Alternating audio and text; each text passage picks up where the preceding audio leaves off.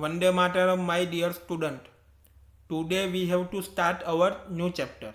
Chapter number 4. Sorting materials into groups. Part 5. New topic. Transparency. Transparency का meaning क्या होता है? पारदर्शी. You might have played the game of hide and seek. तो आप सभी लोगों ने हाइड एंड सीक का गेम तो प्ले किया ही है, खेला ही है. Think of some places where you would like to hide so that you are not seen by other. तो हाइड एंड सीक का जब भी गेम प्ले करते हैं तो क्या करते हैं? आप ऐसा प्लेस पे छिप जाते हो, हाइड कर जाते हो कि दूसरे को आप दिखाई नहीं दो. Why did you choose those place? क्यों आपको इस प्लेस को चूज किया, पसंद किया? Would you have try to hide behind a glass window. तो आपने कभी ट्राई किया है कि जो विंडो का जो भी ग्लास होते हैं उसके बिहाइंड आप हाइड किया है? Obviously not, as your friend can see through that and spot you. तो आप ग्लास के विंडो जो होते हैं उसके बिहाइंड आप छिपे हुए होते हैं, तो आपको आपका जो फ्रेंड है वो इजीली आपको स्पॉट कर देते हैं. Can you see through all the materials? क्या सभी मटीरियल्स में वो ऐसा सी होता है? Those substance or materials through which things can be seen are called transparent. Figure number 4.7. तो फिगर नंबर 4.7 में हम ट्रांसपेरेंट मटेरियल किसको बोलते हैं वो हम देखेंगे. पर ट्रांसपेरेंट किसको बोलते हैं? कि जो भी ऐसा सब्सटेंस हो मटेरियल्स को उसको हमको सीन किया जाता है, उसको हम क्या बोलते हैं? ट्रांसपेरेंट बोलते हैं, पारदर्शी बोलते हैं. All the student look at the figure number 4.7. तो इधर ट्रांसपेरेंट है, तो पहले हम अभी ट्रांसपेरेंट का ही देखेंगे, उसके बाद ओपेक्यू देखेंगे और ट्रांसलूसेंट मटेरियल्स भी किसको बोलते हैं तो वो जैसे जैसे आएगा उसके बाद हम देखेंगे. तो इसमें ये जो है एक ग्लास है, ग्लास के आजू बाजू वो इजीली सीन कर देते हैं, तो उसको क्या बोलते हैं? ट्रांसपेरेंट बोलते हैं. तो इजीली वो सीन करते, उसके लिए उसको क्या बोलते हैं? ट्रांसपेरेंट बोलते हैं. तो ट्रांसपेरेंट का मीनिंग क्या है? पारदर्शी. Glass, water, air and some plastic are example of transparent material. Glass है, वाटर है, एयर है एंड सम प्लास्टिक है, वो सब ट्रांसपेरेंट मटेरियल के एग्जाम्पल है.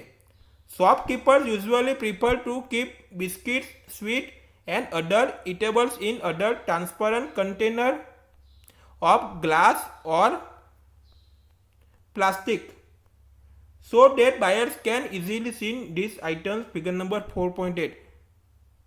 तो आप कहीं भी जगह शॉप के ऊपर गए होंगे तो जो शॉप वाला जो होता है वो बिस्किट, स्वीट और जो भी सारी चीज़ें हो गए वो किसके अंदर वो फिल करते हैं, किसके अंदर भरते हैं? ग्लास का और प्लास्टिक का जो भी कंटेनर होते हैं उसके अंदर वो फिलअप करते हैं, क्योंकि जो बायस लोग होते हैं उसको वो चीज़ें इजीली सीन किया जा सके. तो all the student look at the figure number 4.8 transparent bottles in a shop.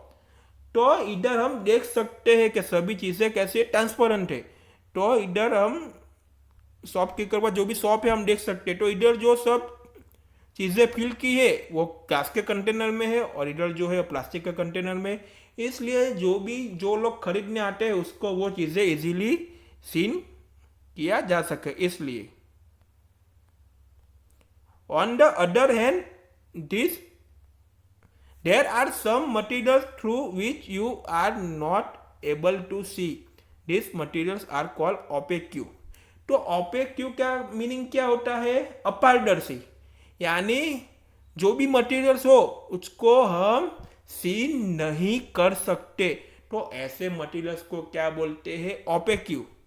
तो all the student look at the figure number 4.7. ओपेक्यू यहाँ पे कहाँ है वो हम देखेंगे. तो इधर ये जो दिखाई दे रहा है वो ओपेक्यू है. कि इधर जो ग्लास है, ग्लास के वो इजीली वो सीन नहीं कर सकते हैं जो मटेरियल्स हुए उसको इजीली सीन कर ही नहीं सकते हैं, तो उसको क्या बोलते हैं? ऑपेक्यू, अपारदर्शी। Okay, you can not tell what is keeped in a chosen wooden box, cardboard, carton और मेटल कंटेनर। तो ये सब चीजें है, तो ये सब चीज किस में आती है? ऑपेक्यू में ही आती है। उसको आप क्या कर सकते हैं? वो मटेरियल्स को हम सीनिंग नहीं कर सकते। Metal container, wood, cardboard and metal are example of opaque materials. तो वुड है, कार्डबोर्ड है एंड मेटल से, वो सब किसके एग्जाम्पल है? ऑपेक्यू मटेरियल्स के एग्जाम्पल है। और वो सब आपको पता ही है कौन से ट्रांसपेरेंट होते हैं, कौन से ओपेक्यू होते हैं, उसके इजीली सीन कर सकते हैं, किसको नहीं कर सकते। Do we find that we can group all the materials and object. तो वो सब आपको फाइंड करना है, ग्रुप बनाना है without any confusion as either opaque और ट्रांसपेरेंट। तो वो सब आपको पता ही है कौन सी एग्जाम्पल है और कौन सी चीज ट्रांसपेरेंट में आती है, उसके एग्जाम्पल भी देख लिया, और कौन सी चीजें ओपेक्यू में आती है। Activity 6, take a sheet of paper and look through it towards a light bulb. Make a note of your observation. Now put 2-3 drops of some oil and spread it on the sheet of paper. Look again towards the light bulb through that the portion of the paper on which the oils have been spread. तो आपने कभी देखा ही है, scene किया ही है कि आप कोई भी चीज लेते हो पेपर के अंदर, तो उसके ऊपर आप ऑयल डालते हैं तो वो कैसा हो जाता है? सब जगह फैल जाता है ना, थोड़ा थोड़ा। Do you find that the bulb is more clearly visible than before. तो उसका जो प्रकाश पड़ेगा उसके ऊपर, तो उसके भी थोड़ा थोड़ा हमको वो चीजें दिखाई देगी। प्रॉपर तरीके से नहीं देखी, बट थोड़ी थोड़ी दिखाई देगी। But can you see clearly through the oil paper. तो उसका जब प्रकाश पड़ता है तो ऑयल पेपर के थ्रू हमको इजीली और क्लियरली दिखाई देता है।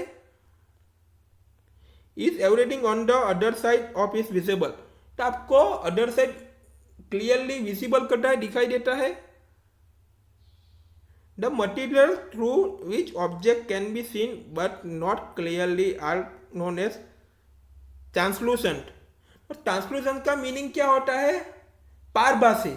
यानी आप जो भी मटेरियल्स होते हैं उसके जो ऑब्जेक्ट होते हैं वो हमको दिखाई तो देता है पर क्लियरली वो दिखाई नहीं देता, इसलिए उसको क्या बोलते हैं? ट्रांसलूसेंट बोलते हैं। तो all the student look at the figure number 4.7। उसके अंदर ट्रांसलूसेंट मटेरियल्स किसको बोलते हैं? तो ये जो है वो ट्रांसलूसेंट है। आपको उसका थोड़ा पोर्शन दिखाई देता है और थोड़ा जो है वो दिखाई नहीं देता, इसलिए उसको क्या बोला जाता है? ट्रांसलूसेंट बोला जाता है।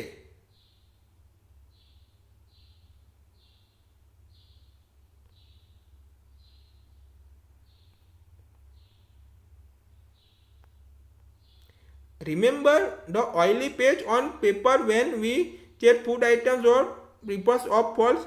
This was translucent too. Can you think or some more example of translucent materials? तो वो ने अभी समझाया वही कि ऑयल जो वाला है, तो आपको जो पेपर के अंदर ऑयल डालते हैं सब जगह स्प्रेड हो जाता है, सब जगह फैल जाता है, तो उसमें से आधा पार्ट ही आपको दिखाई देगा, प्रॉपर क्लियरली वो दिखाई देगा नहीं। We can therefore group materials as opaque, transparent and translucent. तो वो सब अलग अलग ग्रुप मटेरियल्स है, उसको ओपेक्यू बोलते हैं, ट्रांसपेरेंट बोलते हैं, ट्रांसलूसेंट बोलते हैं। पहली suggest covering the glass of the torch with your plum at the dark place. तो अब क्या करना है? All the student look at the figure number 4.9। The torch light pass through your plum. तो प्लम के थ्रू आपको जो torch लें, टॉर्च के ऊपर आपको प्लम के ऊपर हाथ रखना है।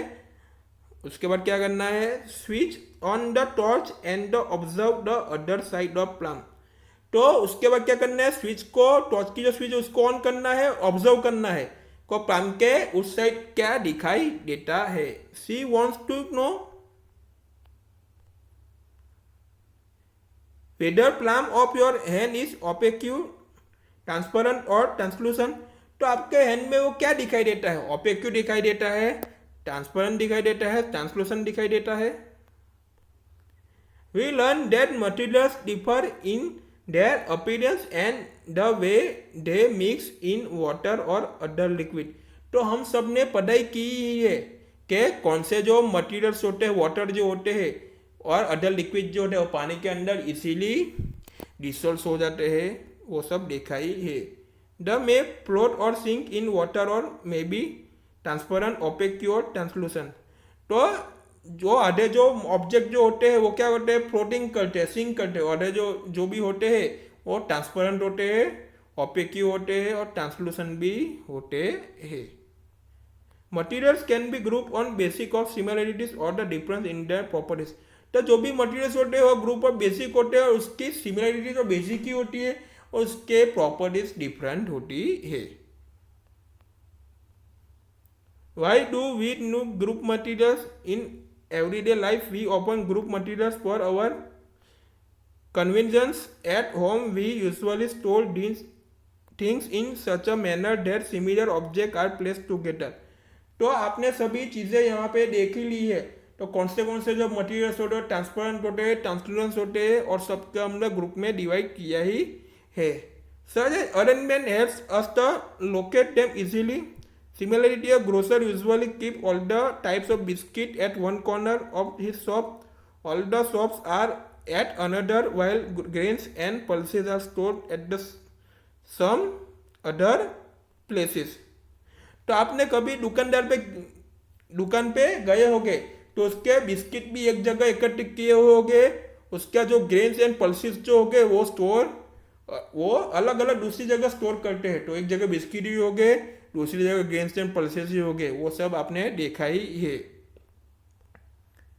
There is another reason why we find such a grouping useful। Dividing materials into groups making convenient to study their properties and also observe any pattern in these properties। तो हम सब ने पढ़ाई की ही है। तो कौन से जो भी मटेरियल्स होते हैं, ऑब्जेक्ट होते हैं, वो फ्लोटिंग करते हैं, सिंक करते हैं और उसको ट्रांसपेरेंट होते हैं, ट्रांसलूसेंट होते हैं और ओपेक होते हैं और उसको डिफरेंट टाइप्स ऑफ इसमें ग्रुप में डिवाइड भी किया है। We will meet in next video.